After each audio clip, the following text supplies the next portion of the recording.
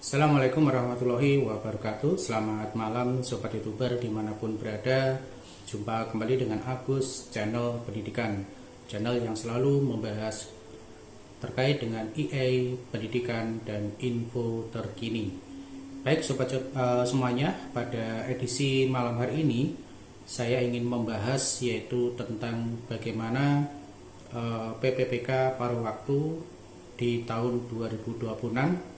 Utamanya kita akan fokus atau menyoroti terkait dengan kesejahteraan yang mereka terima.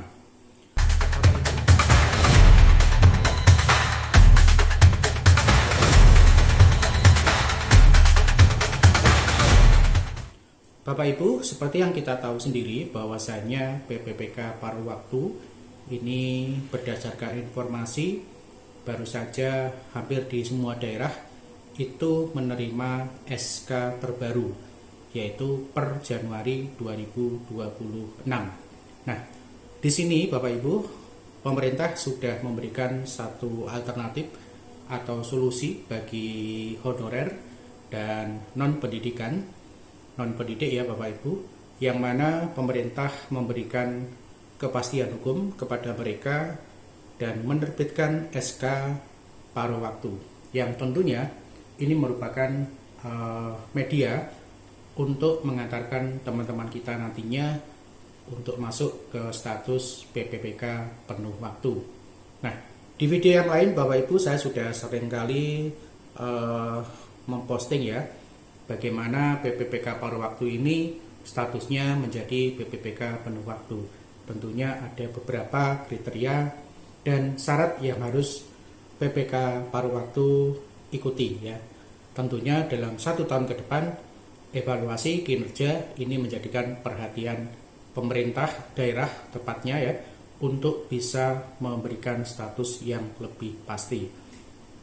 Oke Bapak Ibu semuanya, sebelum kita lanjut tentunya buat teman-teman yang baru saja bergabung di Agus channel pendidikan, buat yang belum subscribe jangan lupa subscribe dan bunyikan notifikasinya agar tidak ketinggalan dengan video-video terbaru dari saya.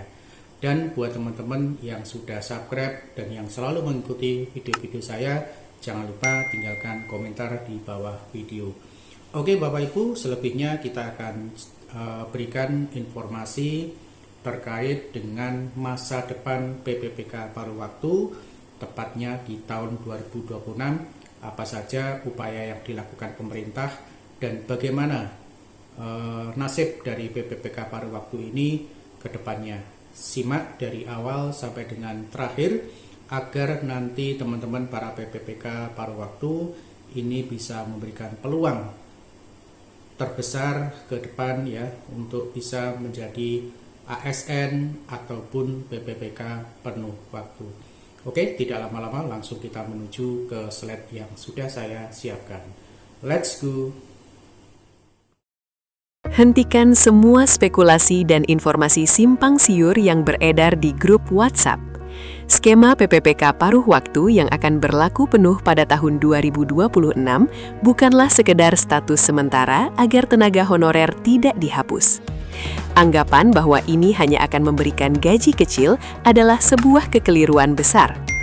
Sebaliknya, tahun 2026 akan menjadi titik balik krusial bagi masa depan seluruh tenaga honorer di Indonesia. Tahun 2024 dan 2025 adalah masa transisi, namun 2026 adalah fase final di mana pemerintah fokus pada kepastian hukum dan manajemen beban kerja yang adil.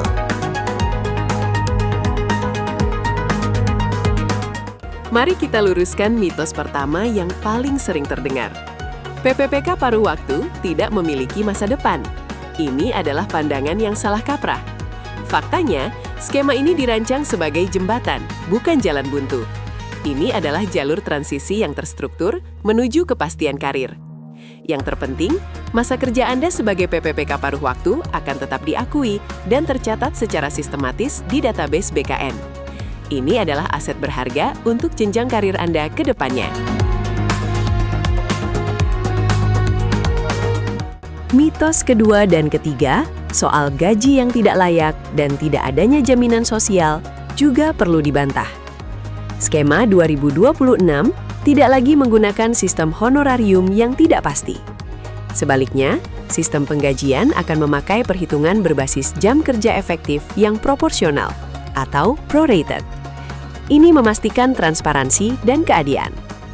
Selain itu, perlindungan sosial dasar seperti jaminan kecelakaan kerja dan jaminan kematian tetap melekat pada status Anda, memberikan rasa aman yang tidak pernah ada sebelumnya. Sekarang, mari kita bedah inti dari skema ini, sistem prorata dan fleksibilitas ekonomi.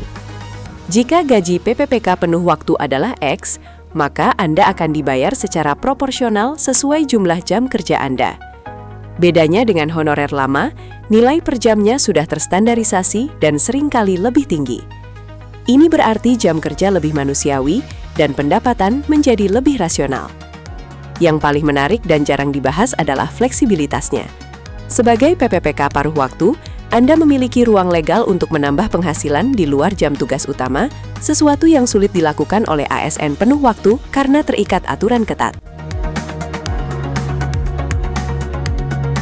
Lalu, bagaimana dampaknya langsung ke kantong Anda? Selama ini, banyak tenaga honorer bekerja layaknya penuh waktu, namun dengan penghasilan yang sangat terbatas. Di skema 2026, pendapatan Anda akan menjadi jauh lebih stabil dan terprediksi.